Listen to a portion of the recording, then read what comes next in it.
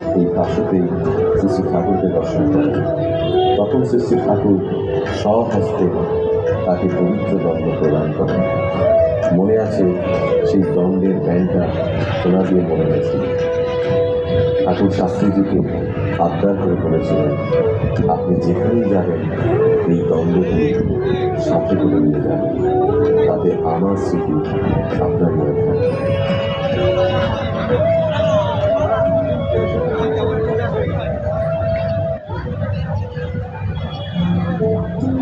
সাঁওতাল পরগনার রুক্ষ ভূমিতে পরম প্রেমময় শ্রী শ্রী ঠাকুরের শুভ পদার্পণের সূচনা থেকে 20 বছর অতিক্রান্ত।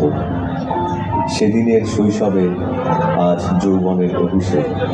প্রিয় পরম সন্দর্শনে ভক্ত শিষ্য জিজ্ঞাসু মানুষের সংখ্যা ক্রমবর্ধমান।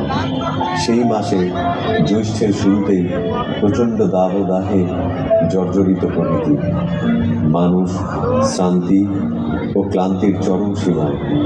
যদিও সুদীর্ঘ সময়ের মধ্যে এতদিনে শ্যামল সুষমা লাভিত মানুষগুলির সহনশীলতার সীমাকে বাড়িয়ে দিয়েছে। কিছুকাল আগে পরম দয়াল ইচ্ছা প্রকাশ করেছেন একটা স্নান কুণ্ড প্রয়োজন। স্থান নির্বাচনও হয়ে গেছে ঠাকুর বাংলার দক্ষিণ পশ্চিম প্রান্তে। শ্রী শ্রী বর্দার নির্দেশ ও তত্ত্বাবধানে সব আয়োজন নিয়ে নির্মাণ পর্ব শুরু হয়ে গেছে। জ্যৈষ্ঠের শুরু থেকেই তাঁর সংকল্প সমাধান সমাবেশে নির্দিষ্ট লক্ষ্যের উন্মুখে। অবশেষে বহু প্রতীক্ষিত সেই দিনটি এলো 27শে মে 1966 সাল। জ্যৈষ্ঠ মাসের পরন্ত বিকেল। শ্রী শ্রী ঠাকুর শ্রী শ্রী বর্মা ট্রলিতে করে নবনির্মিত সুইমিং পুলের দিকে যাচ্ছে। অনুগামী ভক্ত অনুরাগী সেবকের দল। শ্রী শ্রী ঠাকুর ও শ্রী শ্রী বর্মাকে নিয়ে ট্রলি এসে দাঁড়ালো বাঁধানো পরিচ্ছন্ন স্নানকুণ্ড, যেন ক্ষুদ্র পুষ্করণী সংস্করণ। চতুর্দিকে উন্মুক্ত প্রান্তে ভক্তবৃন্দের দর্শনার্থীদের দাঁড়াবার জায়গা। জলে মিশ্রিত সুগন্ধি দ্রব্যে চতুর্দিক আমোদিত।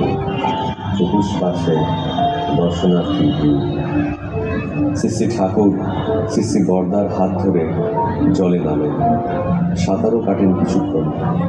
অপ্রত্যাশিতভাবে প্রিয় পরমের স্নানের দৃশ্য দেখে সৌভাগ্যে পুলকিত উপস্থিত দর্শনার্থীদের মন প্রাণ আনন্দ উচ্ছ্বাসে সরল হয়ে ওঠে। देखो देखो स्नान बिहार प्रभु का है स्नान